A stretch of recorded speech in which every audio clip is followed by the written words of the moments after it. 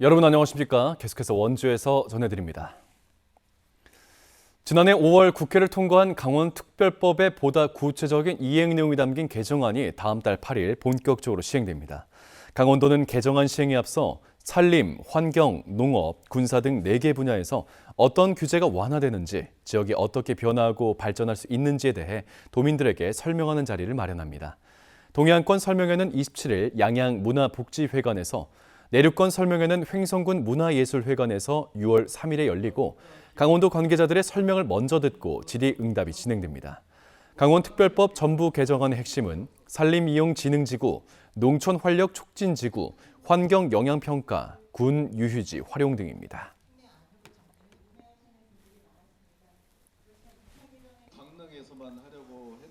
올여름 강원도는 평년보다 더 덥고 많은 비가 올 가능성이 높은 것으로 파악됐습니다. 강원지방기상청은 3개월치 전망을 통해 6월과 8월 기온이 평년보다 높을 확률은 50%, 7월은 평년과 비슷하거나 높을 확률이 40%라고 각각 분석했습니다.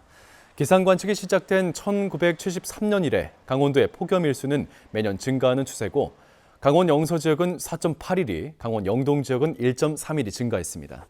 강추량도 6월은 평년과 비슷할 확률이 50%, 7월과 8월은 평년과 비슷하거나 많은 확률이 40%입니다. 강원도는 평균적으로 6월 말부터 7월까지 31.5일 동안 장마 전선의 영향을 받았고 장마 기간 동안 영서는 18일, 영동은 17.5일 비가 왔습니다.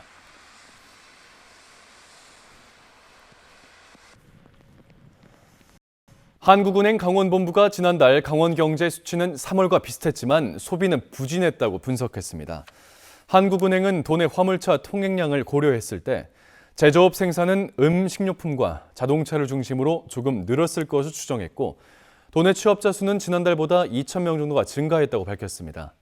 하지만 농축수산물과 석유류를 중심으로 소비자 물가 오름세가 계속됐고 고금리까지 이어지면서 도내 소비자들의 소비가 부진했다고 평가했습니다.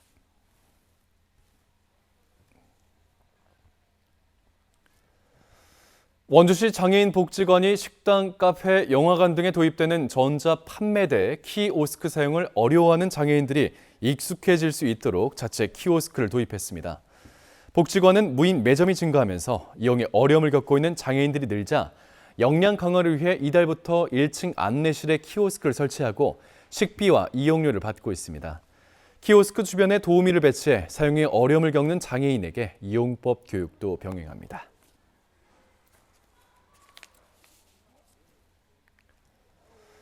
현대자동차가 참여하는 횡성의 전기차 재제조 배터리 안전성 평가센터 구축 사업이 산업통상자원부 공모 사업에 선정돼 국비 지원이 확정됐습니다. 강원도와 횡성군은 횡성군 묵계리 모빌리티 특화단지에 조성되는 재제조 배터리 안전평가센터가 산업부 사업에 선정돼 국비 100억 원 등 196억 원을 투입해 2027년 완공을 목표로 하고 있습니다. 현대차가 공급한 폐 전기차 배터리를 횡성에서 복원해 재생산하고 안전성을 평가 인증하는 사업입니다.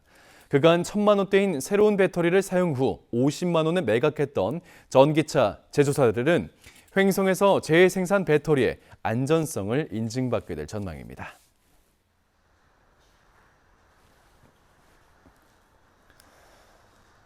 강원도를 찾는 관광객 수가 소폭 증가하며 관광 경기가 회복되고 있지만 원주권 관광객은 감소한 것으로 나타났습니다.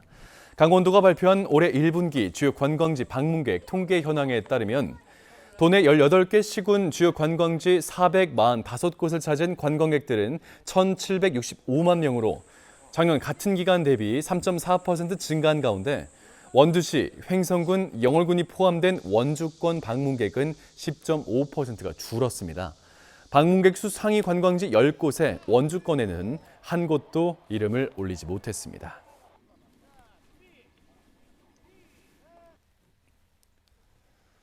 원주에 체납된 자동차세가 20억 원에 육박한 가운데 체납 차량에 대한 번호판 영치 활동을 집중적으로 실시합니다. 원주시는 오는 28일을 합동 번호판 영치의 날로 정하고 징수과와 읍면동 행정복지센터 직원들이 함께 자동차세 2회 이상, 관련된 과태료 30만 원 이상 체납 차량에 대해 발견 즉시 번호판을 압수합니다. 원주시는 번호판 영치로 인한 불이익을 받지 않도록 체납 차량 소유자들은 체납액을 자진적으로 납부할 것을 당부했습니다.